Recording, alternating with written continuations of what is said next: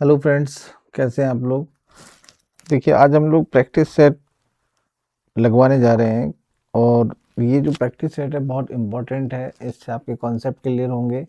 तो अभी आगामी जो अभी इन फ्यूचर जो एग्ज़ाम आने वाले हैं, नवोदय का है पीजीटी केमिस्ट्री, केवी केंद्रीय विद्यालय का पीजीटी केमिस्ट्री है और जेआईसी का पीजीटी केमिस्ट्री है। तो उसमें ये सब बहुत काम आने वाला है, ठीक है। तो हम लोग कॉम्प्लेक्स कंपाउंड का यहाँ भी प्रैक्टिस सेट वन स्टार्ट कर रहे हैं। तो उसमें भी हमारा जो टॉपिक है वो क्या है, वर्नर थ्योरी है, ठीक है।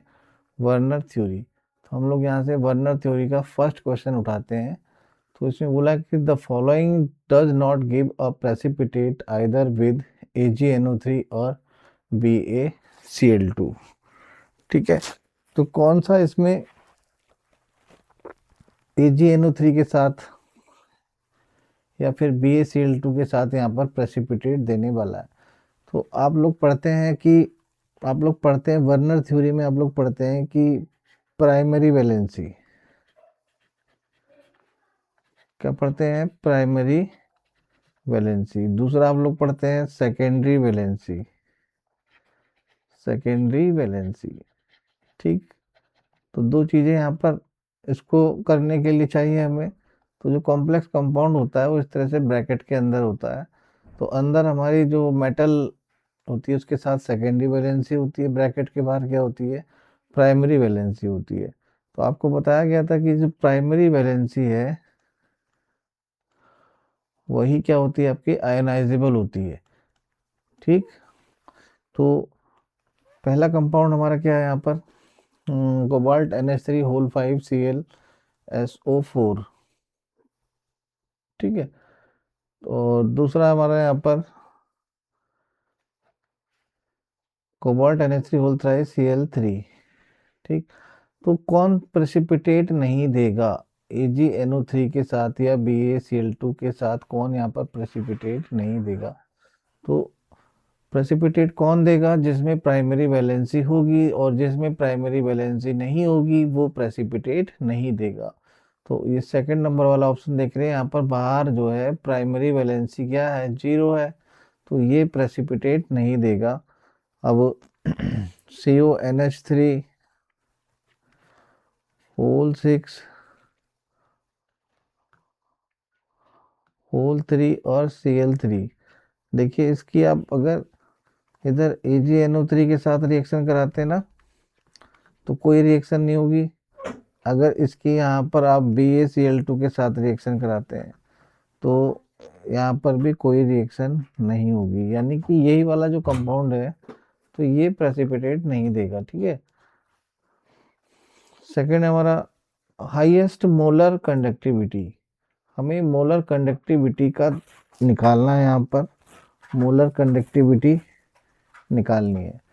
तो कंडक्टिविटी के लिए आप लोग क्या पढ़ते हैं, कंडक्टिविटी, गेट बंद कर देना। कंडक्टिविटी डायरेक्टली प्रोपोर्शनल टू होती है number of ions, number of ions, ठीक है। तो अभी देखिए पहला वाला जो दिख रहा है आपको, ये CONH3 होल 6 और Cl3, इसको अगर आप तोड़ते हैं तो प्राइमरी वैलेंसी क्या हो जाएगी, अलग हो जाएगी। तो CONH3 होल 6 और यहाँ पर चार्ज कितना आ जाएगा, 3+ आ जाएगा, और ये 3Cl-। तो इस तरह से हमें टोटल आयंस कितने मिल रहे हैं, 4 आयंस मिल रहे हैं। कितने आयंस मिल रहे हैं, 4 आयंस मिल रहे हैं। अब दूसरे वाले में देखिए, दूसरे वाले में हमें यहाँ पर 2+ चार्ज मिल जाएगा और यहाँ पर क्या मिल जाएंगे, 2Cl आयन मिल जाएंगे। इसमें आपको 4 आयन मिले और इसमें आपको कितने आयंस मिलेंगे, 3 आयंस मिलेंगे, और इसमें आपको 2 आयंस मिलेंगे। इसको आप ब्रेक करेंगे तो एक Cl अलग हो जाएगा, एक ये कैटायन हो जाएगा और ये एक एनायन हो जाएगा, और इसमें आपके 0 आयंस मिलेंगे, ठीक। तो इसकी जो कंडक्टिविटी है सबसे ज़्यादा होगी, सबसे ज़्यादा इसकी कंडक्टिविटी हमें मिलेगी देखने के लिए। Transition elements form complex radially, देखिए ट्रांजिशन एलिमेंट जो है यहाँ पर क्या है आपके, ट्रांजिशन एलिमेंट, ठीक है, जो आपके डी ब्लॉक एलिमेंट होते हैं, डी ब्लॉक एलिमेंट्स होते हैं, वो कॉम्प्लेक्स कंपाउंड एकदम से बना लेते हैं। तो यहाँ पर इनका जो साइज ऑफ कैटायन है वो क्या होता है, बहुत स्मॉल होता है, ये भी सही है। लार्ज आयनिक चार्ज, ठीक, तो इन पर चार्ज भी जो है आपका ज़्यादा होता है। वैकेंट डी ऑर्बिटल, इसमें डी ऑर्बिटल भी क्या होता है, वैकेंट होता है। तो ये तीनों ऑप्शन आपके सही है। तो 4 वाला हम लोग कहाँ जाएंगे, 4 वाले ऑप्शन की तरफ जाएंगे। तो ये वाला आपका क्या हो जाएगा, यहाँ पर करेक्ट हो जाएगा, क्या हो जाएगा, करेक्ट। ठीक, अब क्वेश्चन नंबर 4 में आयोनाइजेबल वैलेंसी, आयोनाइजेबल वैलेंसी, अब ये आपका एक निकिल टेट्राकार्बोनिल है। तो यहाँ प्राइमरी वैलेंसी क्या है जी, 0 है। तो जब प्राइमरी वैलेंसी 0 है तो आयोनाइजेबल वैलेंसी तो इसमें है ही नहीं। प्राइमरी वैलेंसी का मतलब क्या है, आयोनाइजेबल वैलेंसी, आयोनाइजेबल वैलेंसी। तो आयोनाइजेबल वैलेंसी क्या है, यहाँ पर 0 है। तो ये आपका ऑप्शन 3 हो जाएगा, ठीक है। तो इस तरह से हमें कॉन्सेप्ट लगाना है और प्रॉब्लम को सॉल्व करते जाना है। Werner Werner theory transition metals possess according to Werner theory. तो वर्नर थ्योरी के अकॉर्डिंग, जो आपकी वर्नर थ्योरी के अकॉर्डिंग जो वैलेंसी होती है आपकी, दो तरीके की होती है।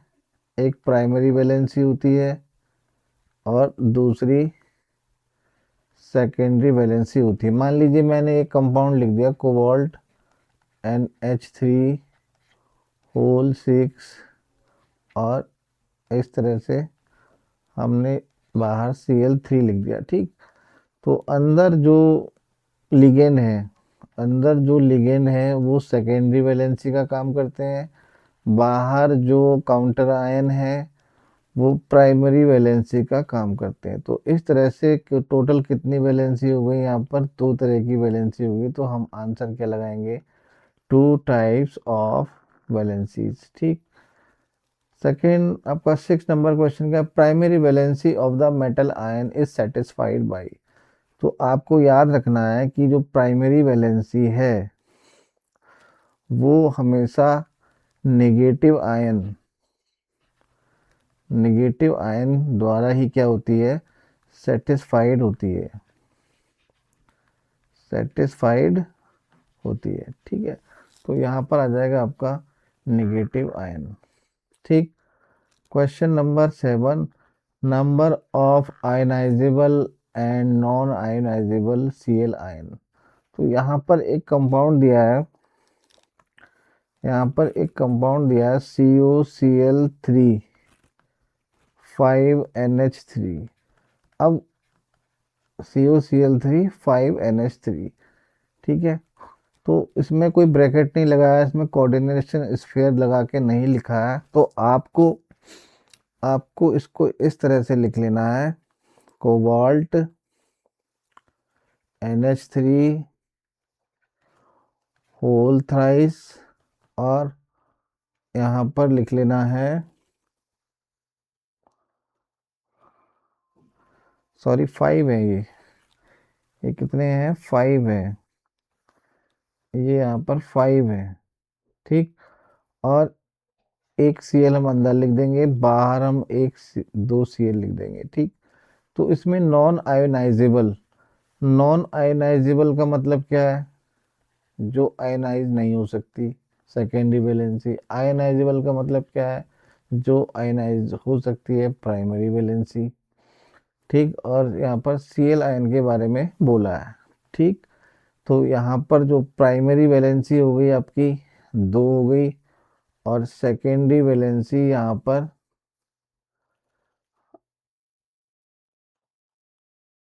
प्राइमरी वैलेंसी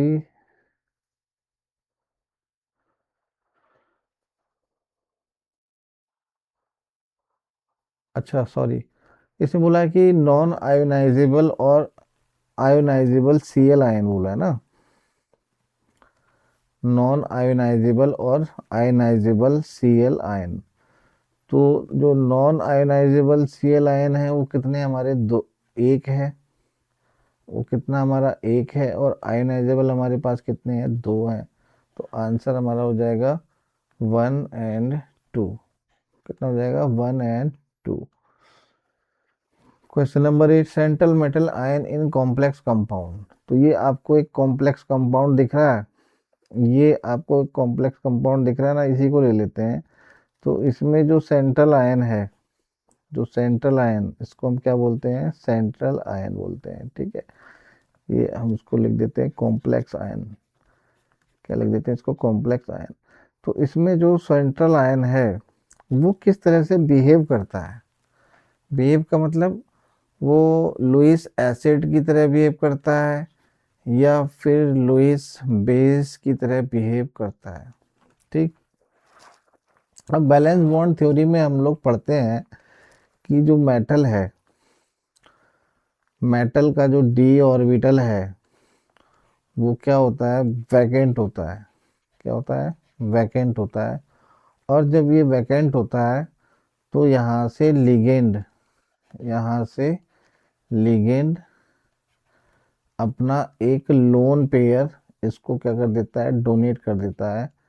और डोनेट करके यहाँ पर क्या बना लेता है, कोऑर्डिनेट बॉन्ड बना लेता है, बना रहा है ना कोऑर्डिनेट बॉन्ड। और इस तरह से जो इलेक्ट्रॉन पेयर को डोनेट करता है वो लुईस क्या हो जाता है, बेस हो जाता है। और जो इलेक्ट्रॉन पेयर को एक्सेप्ट करता है वो आपका लुईस एसिड हो जाता है। तो जो मेटल है, तो ये देख रहे हैं, ये जो मेटल आयन है वो किस तरह से बिहेव कर रहा है, लुईस एसिड की तरह से बिहेव कर रहा है। तो इसका आंसर हो जाएगा हमारा लुईस एसिड, ठीक। और यहाँ पर आपको एक एक क्वेश्चन के बारे में डिटेल में हम लोग एक्सप्लेन करेंगे क्यों ऐसा हो रहा है और किस वजह से, ठीक है। ऐसा नहीं कि सीधे क्वेश्चन पढ़ा और आंसर पे टिक मार दिया, ठीक। तो रीजन उसका आपको दिया जाएगा, ठीक है। तो इसको हम, हाँ, देखिए इसमें बोला है कि लुईस एसिड की तरह कौन, लुईस बेस की तरह कौन बिहेव कर रहा है। तो CO2, ये हमारा CO2 है। अब CO2 के पास 4 इलेक्ट्रॉन थे, उसने चारों के चारों बॉन्डिंग में दे दिए।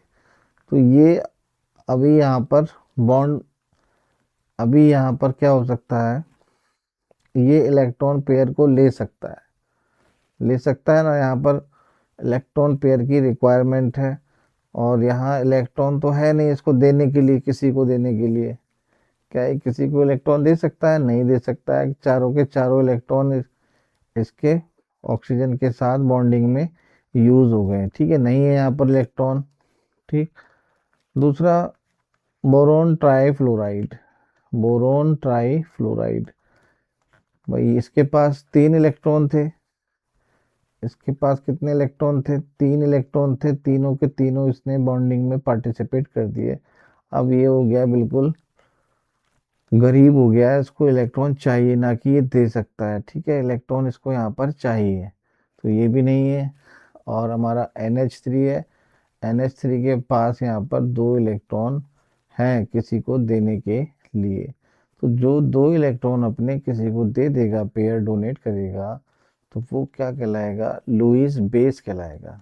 तो जो NH3 है वो आपका लुईस बेस है, ठीक है। तो इस तरह से हमें यहाँ पर क्वेश्चंस को सॉल्व कर करके आगे बढ़ना है। अब देखिए यहाँ पर question number 10, potassium ferrocyanide is an example for. तो पोटेशियम फेरोसाइनाइड, तो जो पोटेशियम फेरोसाइनाइड होता है आपका, वो कैसा होता है, K4 और FeCN6, ये दिख रहा है ना आपको।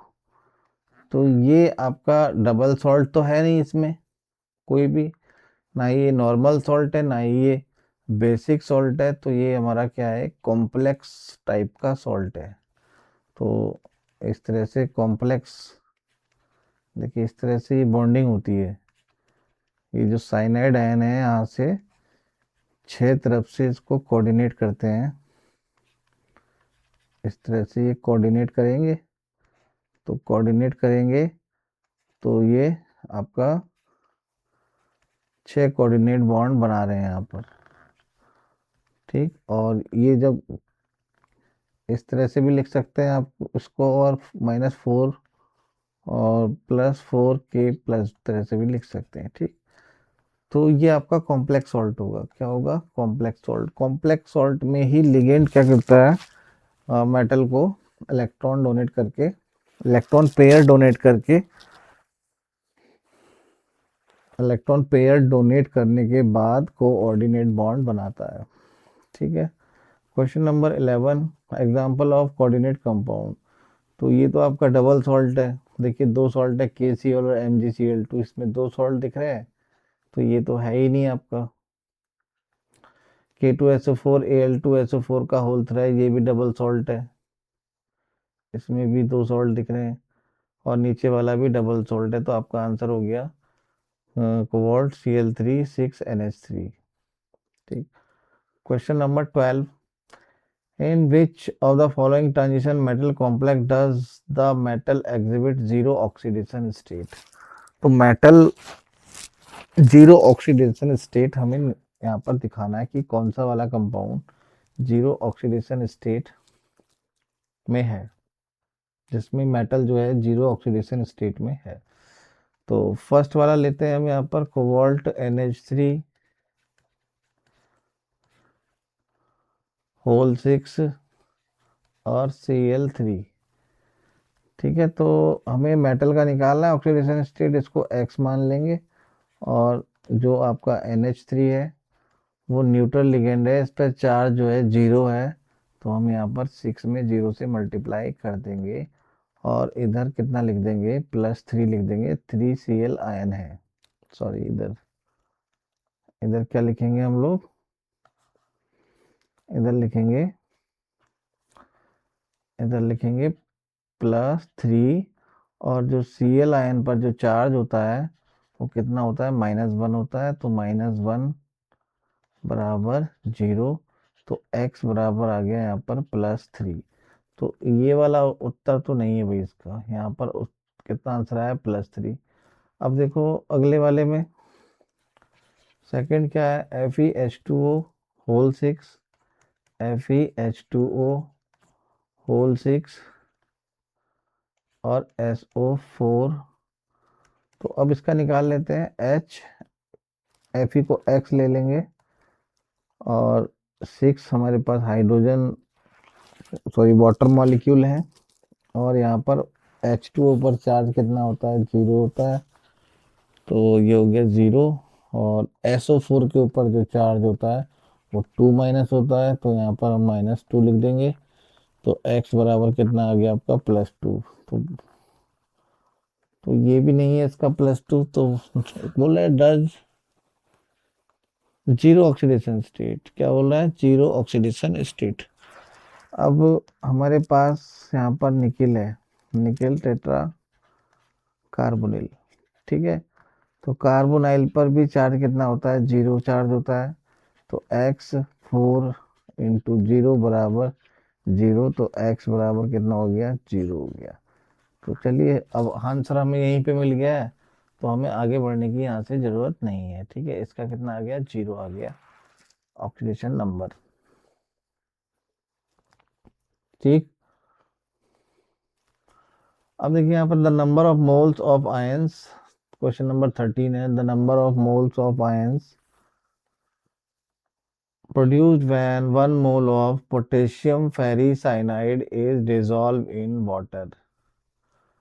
पोटेशियम फेरिसाइनाइड को हम वाटर में डिजोल्व करेंगे।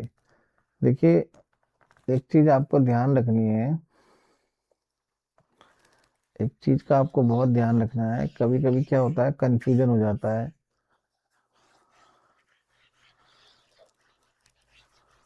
देखिए यहाँ पर बोला कि पोटेशियम फेरी साइनाइड, पोटेशियम फेरी साइनाइड, सायानाइड।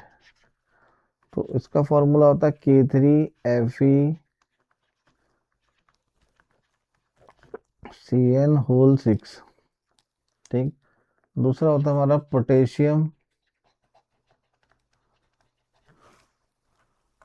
पोटेशियम फेरो सायानाइड। तो पोटेशियम फेरोसाइनाइड क्या होता है, K4FeCN6। तो अभी बोला है कि इसको अगर आप वाटर में डिजोल्व करेंगे, क्वेश्चन नंबर 13, क्वेश्चन नंबर क्या हमारा 13।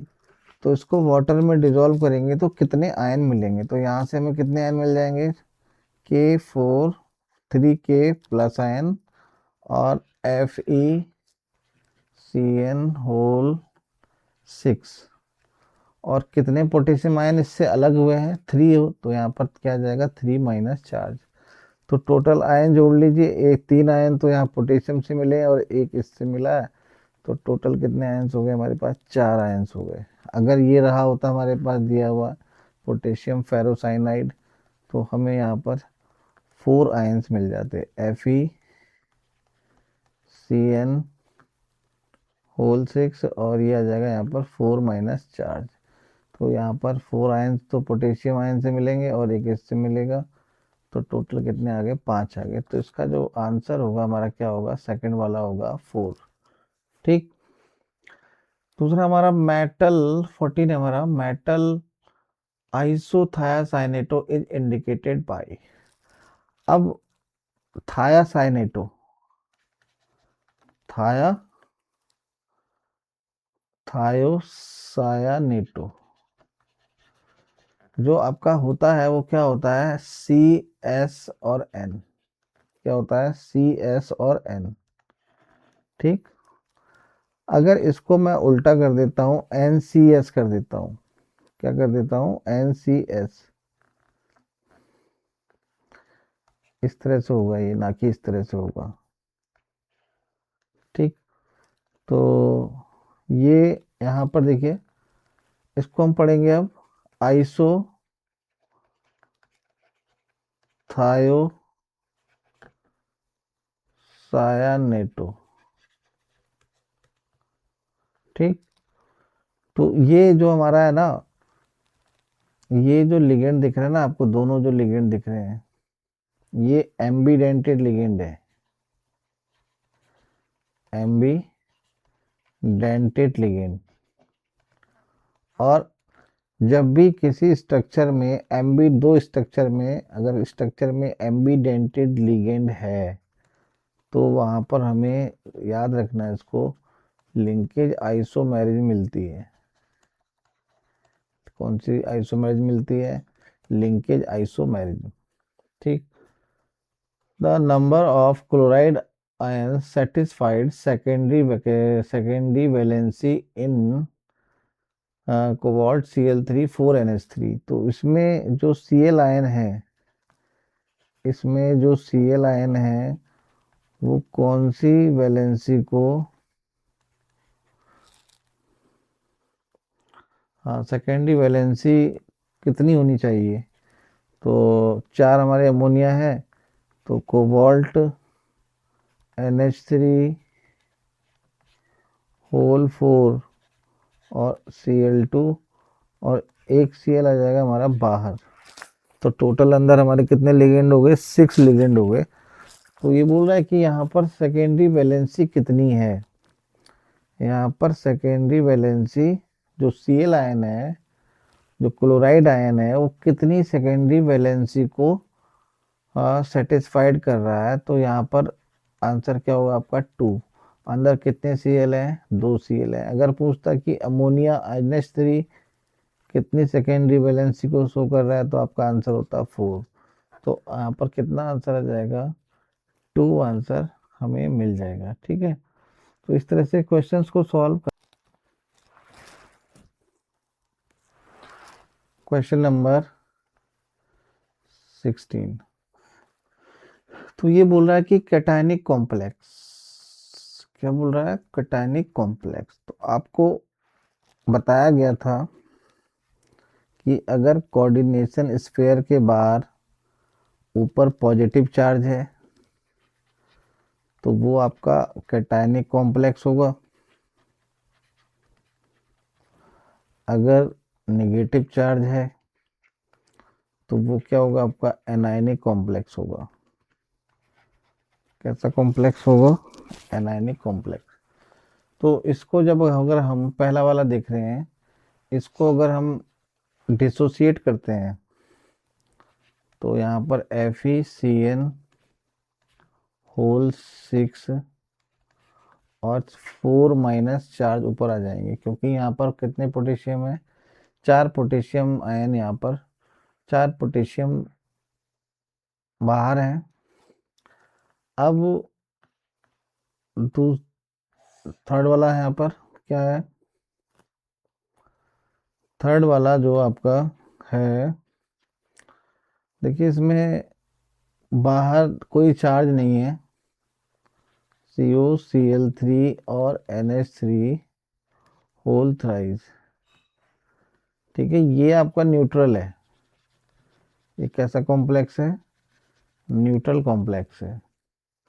और एक और है हमारे पास CuNH3 होल 4 और बाहर क्या है हमारे पास, SO4 2 माइनस सल्फेट आयन है। तो सल्फेट आयन को अगर हम यहाँ से अलग करेंगे, सल्फेट आयन को यहाँ से अगर हम बाहर निकालेंगे तो वो जो आपका कोऑर्डिनेशन स्फीयर के ऊपर पॉजिटिव चार्ज रिलीज करेगा, क्योंकि ये नेगेटिव लिगेंड है।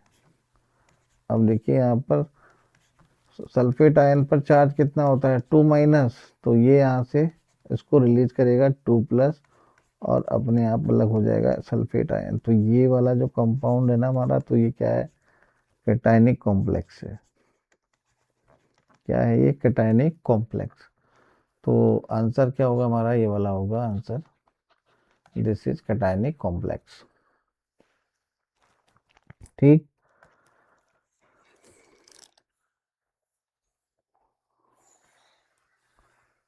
अब देखिए 17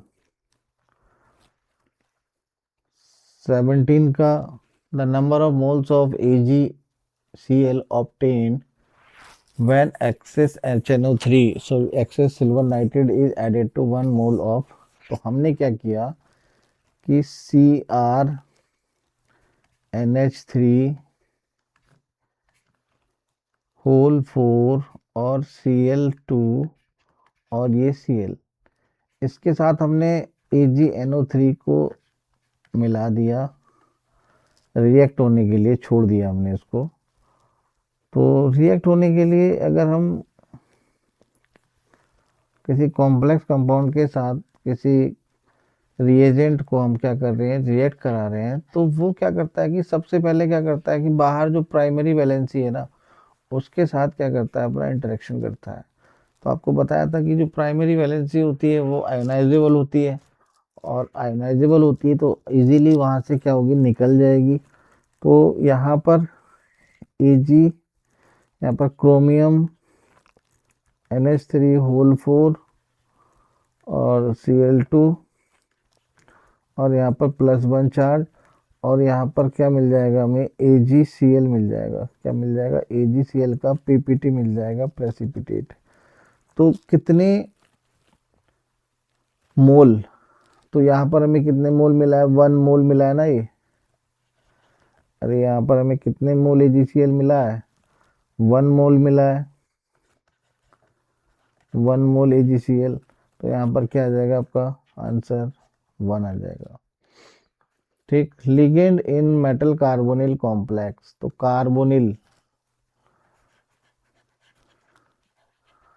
कार्बोनाइल से ही पता लग रहा है कि वहां पर कार्बन मोनोऑक्साइड जो है लिगेंड की तरह काम कर रहा है।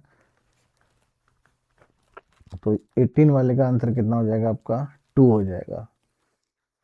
18 वाले का आंसर कितना हो जाएगा, 2 हो जाएगा। अब 19 क्वेश्चन देखिए, 19 क्वेश्चन भी बिल्कुल वैसे ही है। चलिए आप लोग बताइए, कमेंट करके बताइए कि 19 वाले का आंसर क्या होगा। 19 वाले का आंसर हमें क्या मिलेगा।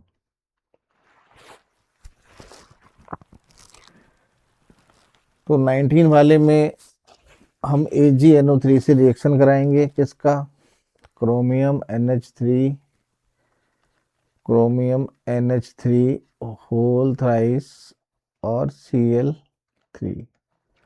तो अब देखना है यहाँ पर AgNO3 से आप क्या करा रहे हैं, रिएक्शन करा रहे हैं। तो ये रिएक्शन ही नहीं होगी। रिएक्शन क्यों नहीं होगी, यहाँ पर हमें यहाँ पर जो प्राइमरी वैलेंसी है वो क्या है, 0 है। तो नंबर ऑफ AgCl मोल, तो ये पूछ रहा है कि AgCl के कितने मोल हमें मिल रहे हैं यहाँ पर। तो AgCl के मोल, आंसर क्या हो जाएगा आपका, 0 मोल हो जाएगा। कितना हो जाएगा, 0 मोल यहाँ पर आपको AgCl के मिलेंगे। ठीक है।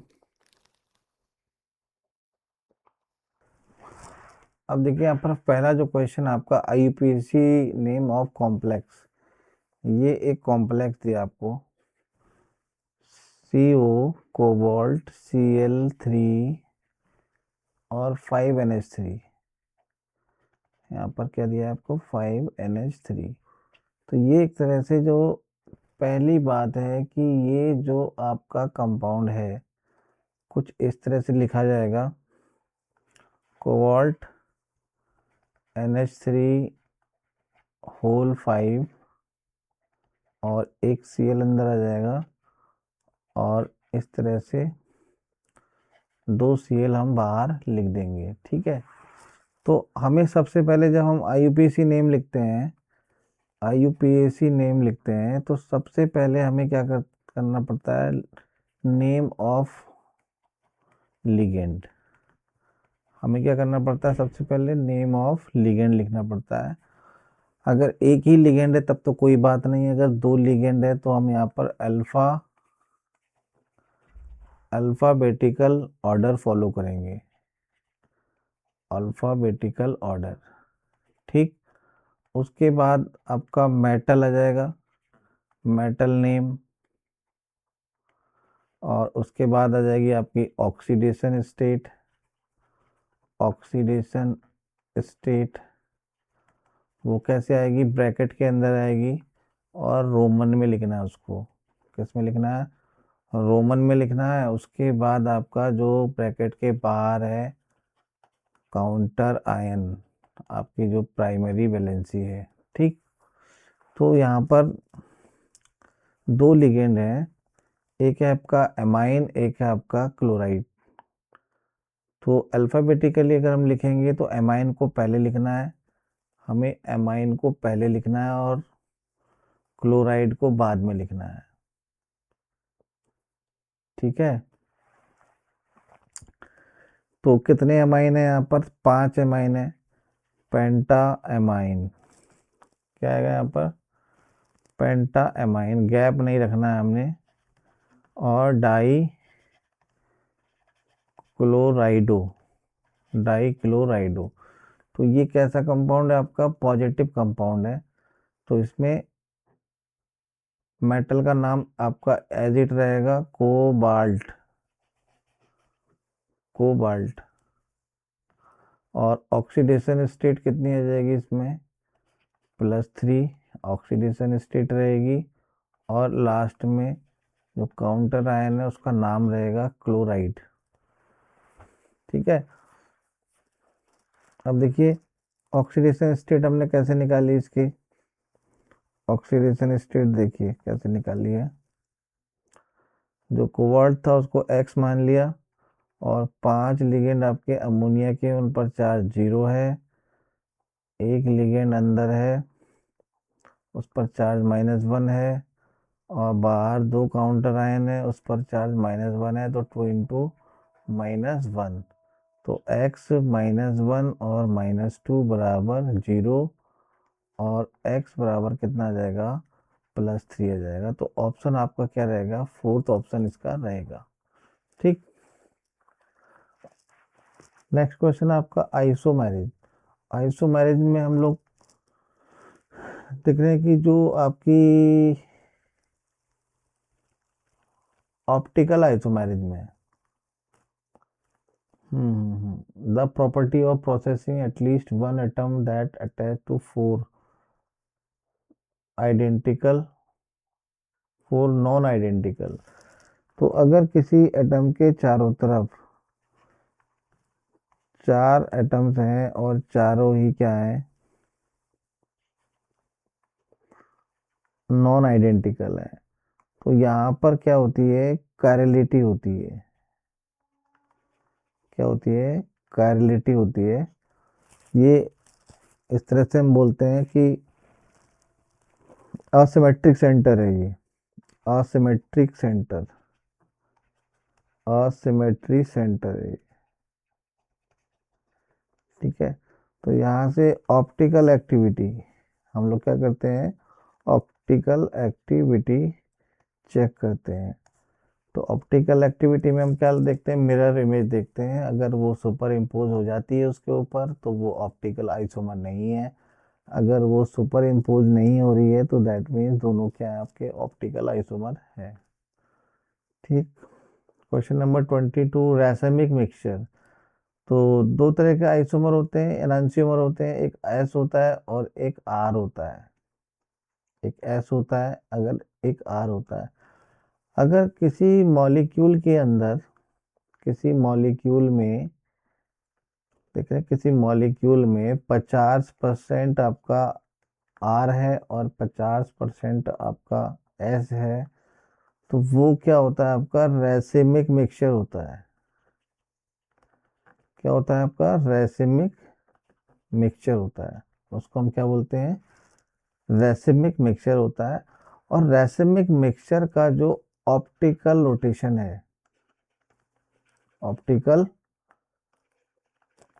रोटेशन है, वो क्या होता है, जीरो होता है, क्योंकि एक दूसरे को दोनों कैंसिल कर देते हैं। क्या कर देते हैं, कैंसिल कर देते हैं। ठीक। अब जो आपका नेक्स्ट क्वेश्चन है वो क्या है, ऑप्टिकल आइसोमर। ऑप्टिकल जो आइसोमर है,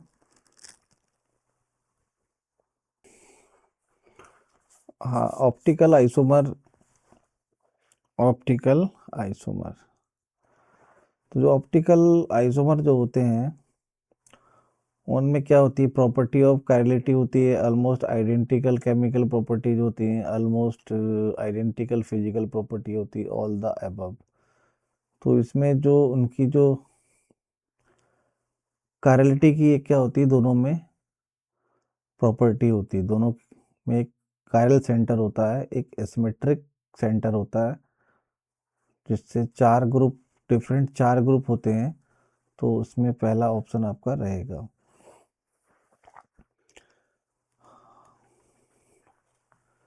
effective atomic number of iron 24। देखिए इफेक्टिव एटॉमिक नंबर EAN, ये क्वेश्चन बहुत इम्पोर्टेंट है, अब पूछ लेता है EAN। तो FeCN6, FeCN6 और यहाँ पर 3 माइनस चार्ज है। तो इसका हमें क्या बताना है, इफेक्टिव एटॉमिक नंबर बताना है। तो इफेक्टिव एटॉमिक नंबर निकालने का फॉर्मूला क्या है हमारे पास, atomic number of central atom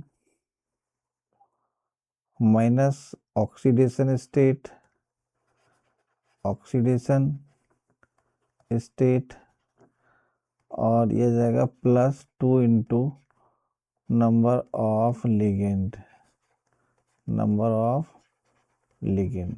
ठीक है। तो Fe का एटॉमिक नंबर कितना होता है, 26 होता है। और यहाँ पर ऑक्सीडेशन स्टेट कितनी आएगी, इसकी ऑक्सीडेशन स्टेट कितनी आएगी, X। और 6 CN पर चार्ज कितना होता है, -1। और ये हमारे +3 को हम ऐड कर देंगे और ऊपर चार्ज कितना है, माइनस चार्ज है, तो ये आ जाएगा यहाँ पर माइनस, कितना आ जाएगा यहाँ पर -3 बराबर के इधर -3, तो x बराबर कितना आ जाएगा 3 -3 + 6 बराबर कितना आ गया +3। तो यहाँ हम लिखेंगे +3 और टोटल लिगेंड कितने हैं यहाँ पर 6 हैं, तो ये कितना हो जाएगा 26 -3 और ये आ जाएगा +12, तो ये आ गया आपका 23 + 12 बराबर कितना आ गया 35। तो इसका इफेक्टिव एटॉमिक नंबर कितना रहेगा 35 रहेगा, ये आपका आंसर रहेगा। तो क्वेश्चन नंबर 25 में क्या पूछा है, कौन सा फॉलो नहीं कर रहा है, which does not obey EAN rule, कौन सा इफेक्टिव एटॉमिक नंबर को फॉलो नहीं कर रहा है। तो पहला वाला देखिए, थोड़ी सी इसी पे जगह बना लेते हैं।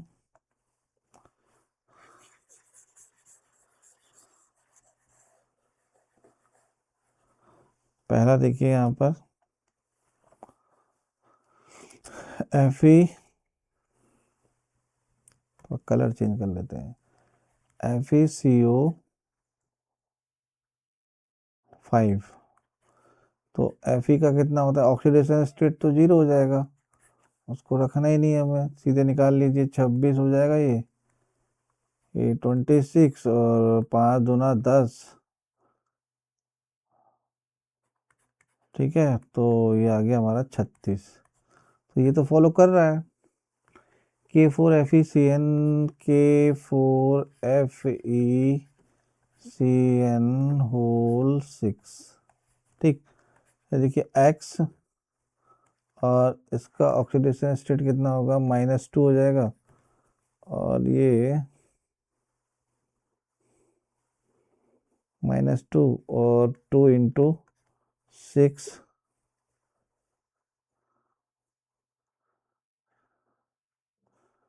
2 × 6, अरे इसका 26 होगा ना, वही तो कह रहे गड़बड़ कैसे हो रहा है। तो कितना आ गया 24 और 12 कितना आ गया 36, तो ये भी तो उसको फॉलो कर रहा है। अब देखिए अगला हमारा थर्ड है, ये सेकंड था, ये फर्स्ट और third, CuNH3 whole 4, CuNH3 whole 4 और ये आ गया हमारा SO4, तो इसमें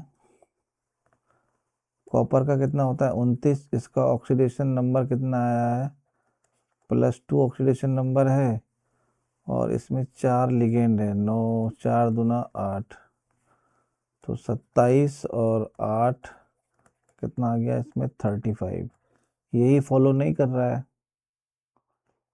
तो आंसर मुझे लगता है कि आपका यही है। एक और बचा है, उसको और चेक कर लेते हैं, cobalt NH3 whole 6 Cl3, cobalt NH3 whole 6 और ये आ जाएगा Cl3, तो कोबाल्ट का कितना होता है 27 और इसका ऑक्सीडेशन नंबर कितना आएगा -3 और 6 दूना 12, तो कितना आ गया ये 27 में से 3 गए 24 और 12, तो ये आ गया आपका 36, तो ये भी है। तो आंसर आपका क्या रहेगा, थर्ड वाला आपका आंसर रहेगा, ठीक है, ये आंसर रहेगा। तो इस तरह से आपको सॉल्व करना है।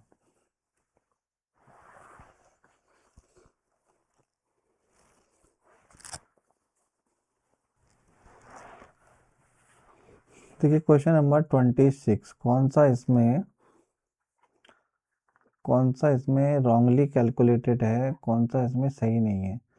तो फर्स्ट वाला देखिए, फर्स्ट वाला NiCO4, तो इसका ऑक्सीडेशन स्टेट तो 0 है, इसका ऑक्सीडेशन नंबर क्या है 0 है, तो ये आपका हो जाएगा निकेल 28 और ऑक्सीडेशन नंबर 0, 4 इंटू 2 बराबर 0।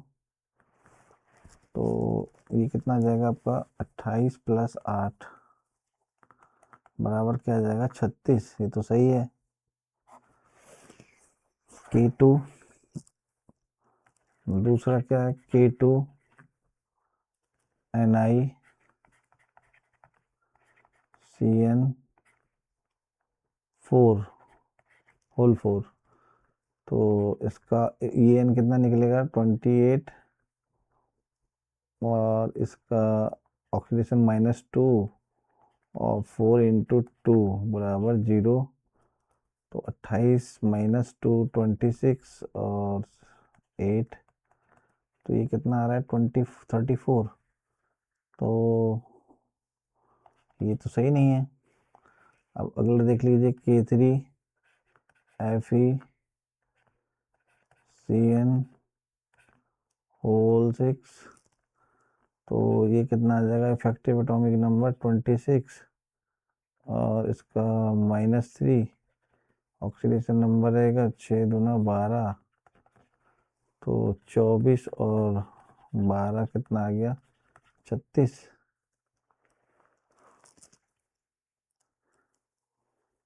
24 और 12 कितना आ गया 36।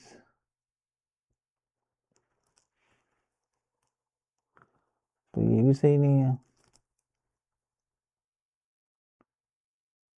नहीं नहीं नहीं नहीं नहीं नहीं, इसमें गलती हुई है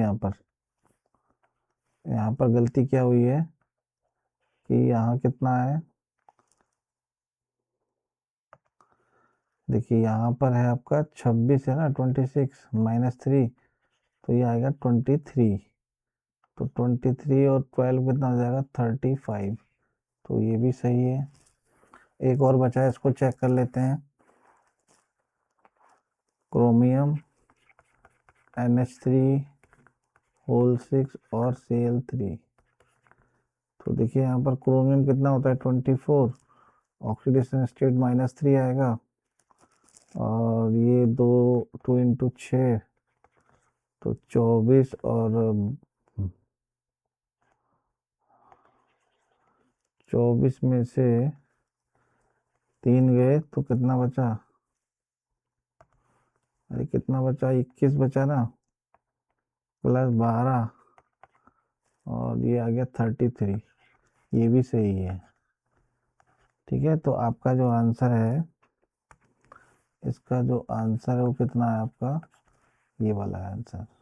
ये करेक्टली मैच नहीं है।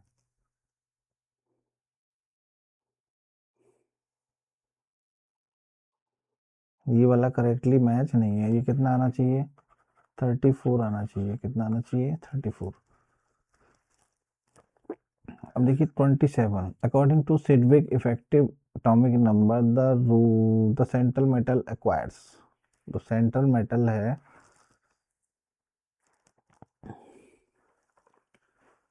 वो क्या फॉलो करती है ऑक्टेट रूल को फॉलो करती है डुप्लेट फॉलो करती है क्वार्टेट फॉलो करती है। नहीं इसमें से सारे गलत हैं। और ये किसको फॉलो करती है इनर्ट गैस को। ठीक है तो या तो 36 होना चाहिए या फिर 54 होना चाहिए या फिर 86 होना चाहिए। ठीक है 3 नंबर इनको फॉलो करती है। ठीक है तो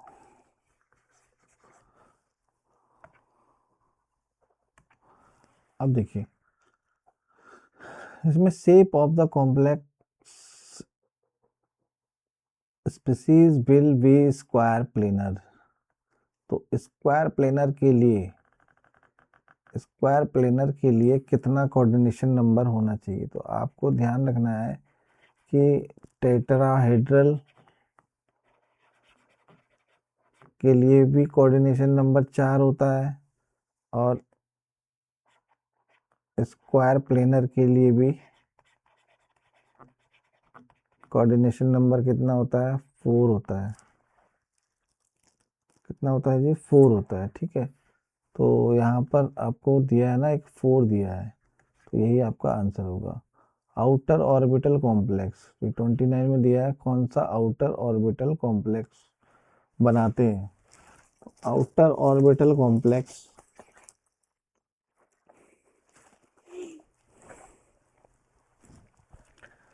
तो आउटर ऑर्बिटल कॉम्प्लेक्स के लिए हम लोग यहाँ पर एक कंसेप्ट देखते हैं। देखिए,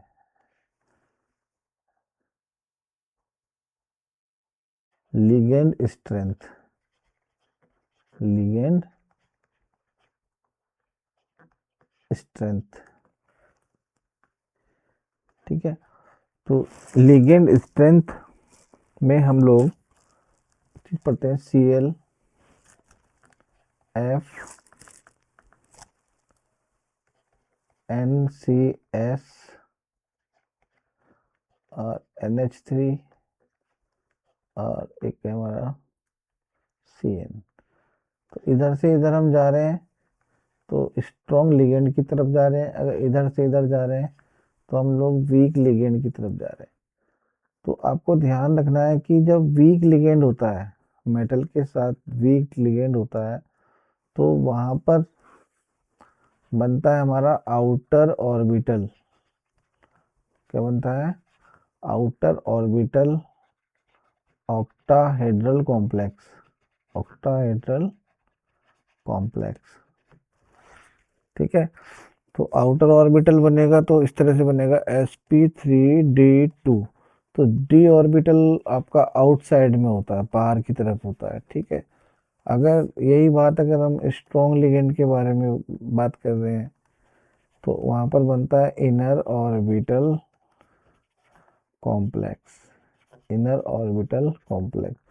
तो आपका जो डी ऑर्बिटल है वो अंदर की तरफ होता है, ठीक है, इनसाइड, ठीक है। तो ये चीज आपको ध्यान रखनी है। तो यहाँ देखिए, यहाँ एक लिगेंड F है, यहाँ पर H2O है और यहाँ पर NH3 है। तो ये जो है ना आपका वीक लिगेंड है। ये कैसा लिगेंड है? वीक। तो आंसर आपका यही होगा, कोबाल्ट F6। ये जो कॉम्प्लेक्स है यही आउटर ऑर्बिटल कॉम्प्लेक्स बनाएगा, ठीक। अब फिर से वही बात आ गई, देखिए sp3d2, sp3d2। तो ये आपका कॉम्प्लेक्स कैसा है? आउटर ऑर्बिटल है। कैसा है? आउटर ऑर्बिटल कॉम्प्लेक्स है। तो जब ये आउटर ऑर्बिटल कॉम्प्लेक्स है तो यहाँ पर क्या होना चाहिए? वीक लिगेंड होना चाहिए। क्या होना चाहिए? वीक लिगेंड होना चाहिए। अब यहाँ से चेक कर लो वीक लिगेंड, देखिए ये भी स्ट्रॉन्ग है और ये वाला लिगेंड भी स्ट्रॉन्ग है और ये वाला लिगेंड भी स्ट्रॉन्ग है। अब यहाँ देखिए फ्लोरीन है, तो ये आपका वीक लिगेंड है। तो आंसर आपका यही हो जाएगा, ठीक। 31, चलिए 31 भी देखते हैं। अब देखिए 31 द टाइप ऑफ हाइब्रिडाइजेशन। तो इसमें बताना है आपको इसमें कौन सा हाइब्रिडाइजेशन है।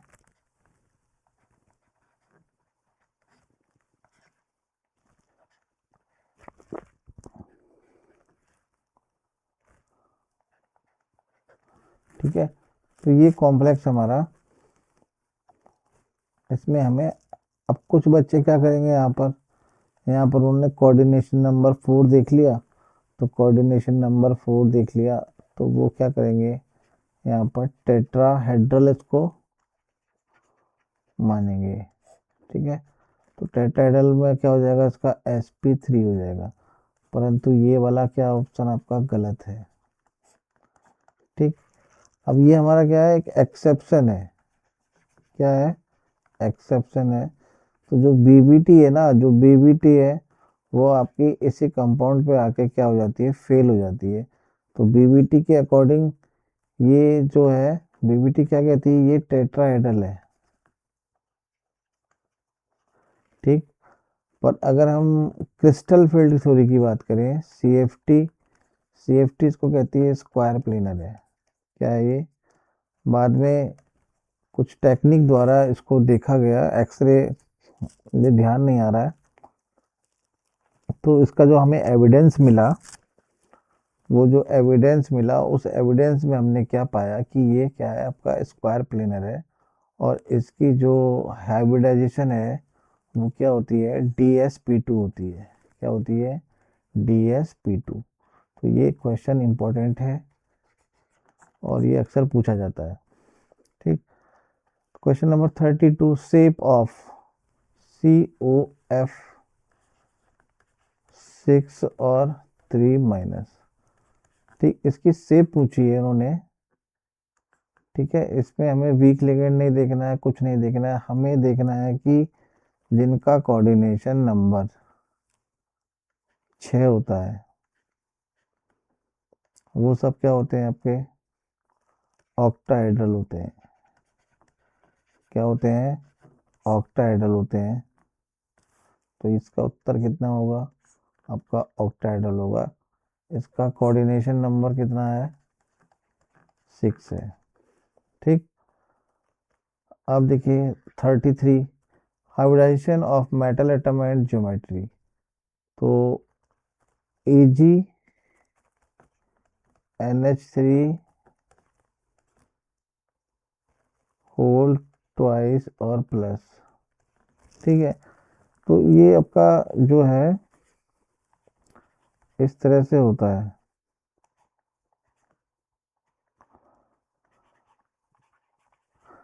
ठीक है, तो ये आपका लीनियर है। क्या है ये, लीनियर, और इसकी हाइब्रिडाइजेशन क्या होती है, sp होती है। ये देखिए, ये क्या है, sp है। ठीक है, अब नेक्स्ट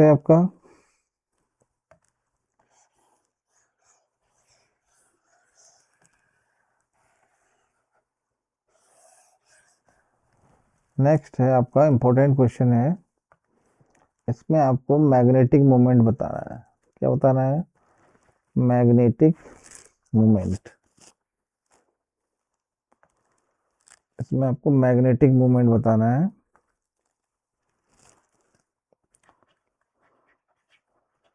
मैग्नेटिक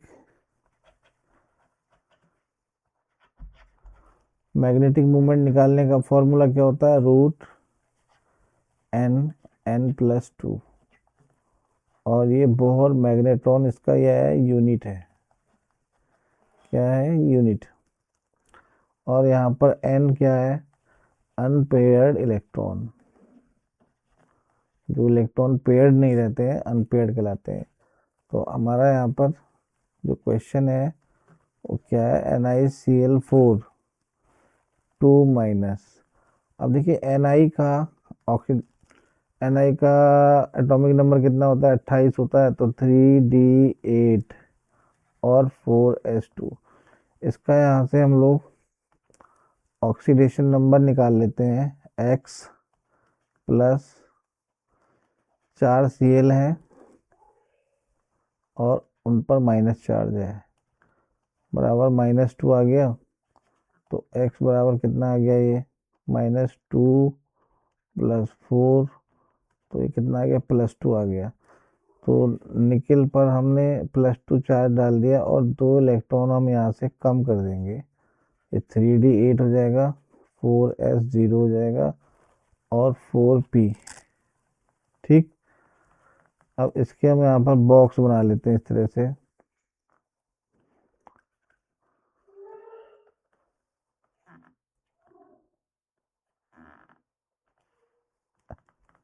एक, दो, तीन, चार, ये हमने इसके बॉक्स बना लिए और इसमें हम इलेक्ट्रॉन भर देते हैं, 1 2 3 4 5 6 और 7 और 8। ठीक, और यहाँ से एक Cl डाल देंगे, यहाँ से एक Cl, यहाँ से भी एक Cl और यहाँ से भी एक Cl। तो इन सब में 2-2 इलेक्ट्रॉन हो जाएंगे। ठीक, अब आप यहाँ देखिए कि यहाँ पर 2 अनपेयर्ड इलेक्ट्रॉन है, n बराबर कितना है, 2 है। ठीक है, क्योंकि ये हमारा Cl है और Cl कैसा लिगेंड है, वीक लिगेंड है, तो नो पेयरिंग इन डी ऑर्बिटल। तो डी ऑर्बिटल में कोई भी पेयरिंग नहीं होगी। तब डी ऑर्बिटल में पेयरिंग अगर नहीं होगी तो यहाँ पर नंबर ऑफ अनपेयर्ड इलेक्ट्रॉन कितने आ गए, 2 आ गए। अब मैग्नेटिक मोमेंट यहाँ से निकाल दीजिए, 2 और 2 प्लस 2, तो ये आ जाएगा आपका 8। 8 का मतलब कितना हो गया यहाँ पर, 2√2, यानी 2 इंटू 1.41। अब इसका मल्टीप्लाई करके लिख दीजिए, 2 8, तो 2.8 समथिंग आ रहा है। देखिए आ रहा है ये वाला, इसका आंसर हमें मिल जाएगा। ठीक है,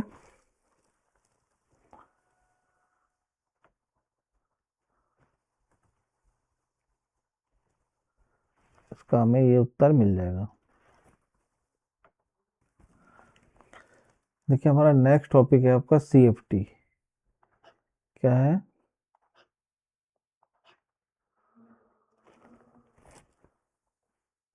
नेक्स्ट टॉपिक क्या है आपका, CFT है।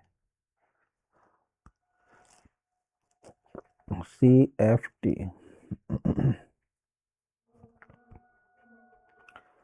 अब CFT को थोड़ा समझ लीजिए। CFT क्या बोलती है कि यहाँ पर लिगेंड की वजह से क्या होती है, डी ऑर्बिटल में स्प्लिटिंग होती है। क्या होती है, स्प्लिटिंग होती है, और ये दो डी ऑर्बिटल 2 पार्ट में टूट जाता है। डी ऑर्बिटल एक को बोलते हैं हम T2G और एक को हम बोलते हैं EG। क्या बोलते हैं, T2G और EG। ये होता है आपका DX² माइनस Y² और DZ², और नीचे वाले होते हैं DXY, DYZ और DZX। ठीक, अब ये क्या बोल रहा है, which of the following system has maximum number of unpaired electrons in inner octahedral complex. तो इनर में पूछ रहा है, किसने पूछ रहा है, इनर में पूछ रहा है।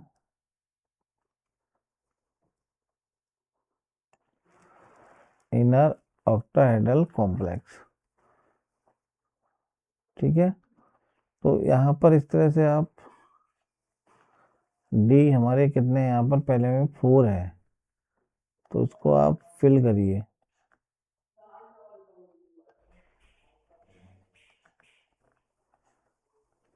ठीक है, तो 1 2 3 और ये आ गया 4। फिर आ जाएंगे आप D9 में। D9 में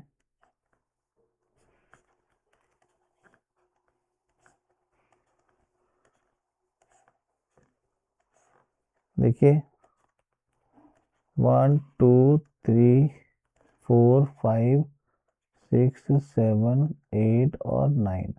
तो यहाँ पर अनपेयर्ड इलेक्ट्रॉन 1 है, यहाँ पर अनपेयर्ड इलेक्ट्रॉन 4 है, और D7 में आइए।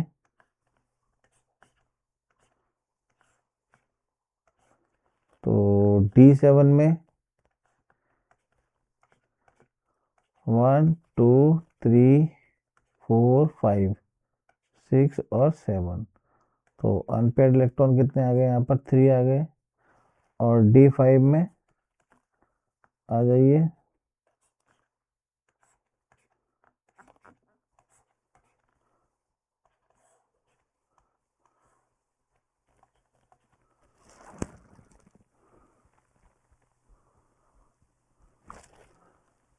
1 2 3 4 5। तो यहाँ पर अनपेयर्ड इलेक्ट्रॉन कितने आ रहे हैं आपके, 5 आ रहे हैं।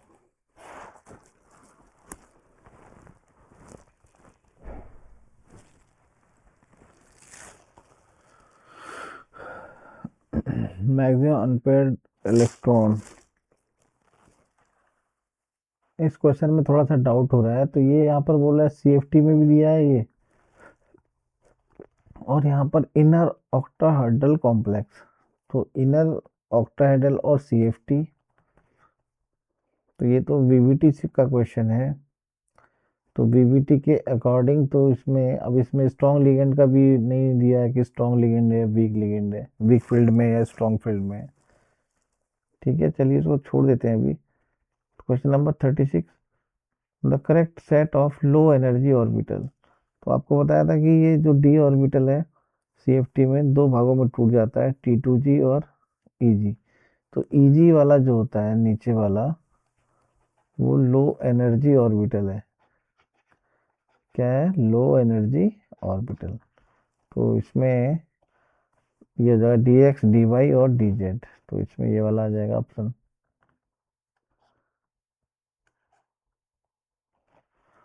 ठीक है, आगे द रिलेशन है टेट्राहेड्रल की एनर्जी में और ऑक्टाहेड्रल की एनर्जी में, यहाँ पर रिलेशन पूछा है।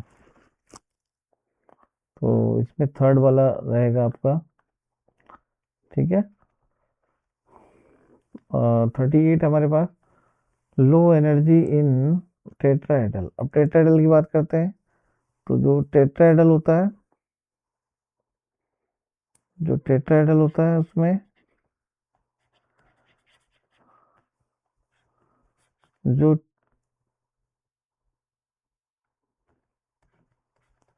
EG था वो नीचे आ जाता है E, और इसको हम पढ़ते हैं T2। क्या पढ़ते हैं इसको? हम T2 पढ़ते हैं। ठीक है, तो ये आ जाएगा DX² माइनस Y² और DZ²। तो टेट्राहेड्रल में ये लो एनर्जी ऑर्बिटल होता है। तो इसका उत्तर कितना हो जाएगा आपका? 4 हो जाएगा। इसका उत्तर कितना हो जाएगा? 4। 39, पॉलीन्यूक्लियर कॉम्प्लेक्स। तो पॉलीन्यूक्लियर कॉम्प्लेक्स कौन कौन नहीं बनाते हैं? तो कौन सी मेटल है जो नहीं बनाती है? तो आपको याद रखना है कि मैग्नीशियम एक ऐसी मेटल है जो पॉलीन्यूक्लियर कॉम्प्लेक्स नहीं बनाती है। Fe भी बनाती है और क्रोमियम भी बनाती है और कोबाल्ट भी, ये पॉलीन्यूक्लियर कॉम्प्लेक्स बनाते हैं। ठीक है, और 40 है हमारे पास नेस्लर रिएजेंट। तो नेस्लर रिएजेंट में हमारा क्या होता है? K2HgI4, ये नेस्लर रिएजेंट है और ये अमोनिया के डिटेक्शन के लिए यूज करते हैं। किसके लिए यूज करते हैं? अमोनिया के डिटेक्शन के लिए यूज करते हैं। तो इसमें ब्राउन कलर का इसमें PPT बनता है, या फिर हम कह सकते हैं येलो कलर से चेंज होकर वो क्या हो जाता है? ब्राउन हो जाता है। तो ये हमारा क्या है? इसमें नेस्लर रिएजेंट है वाला। ठीक, और 41 है हमारे पास कि यहाँ पर following metal carbonyl the CO bond order is lowest. तो इसमें CO बॉन्ड ऑर्डर जो लोएस्ट होता है वो किस में होता है? फर्स्ट वाले में हो जाता है।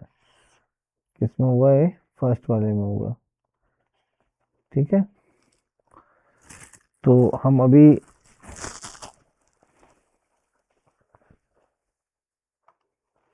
तो पहला सेट हमने यहाँ पर डिस्कस कर लिया है। अब अगले सेट हम देखेंगे नेक्स्ट डेट में, उसको हम लगाएंगे।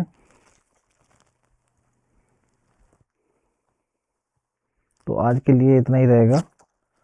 ठीक है, आप लोग लाइक नहीं कर रहे हैं, आप लोग सब्सक्राइब नहीं कर रहे हैं, शेयर नहीं कर रहे हैं, तो प्लीज़ आप लोग सपोर्ट करें। Thank you so much.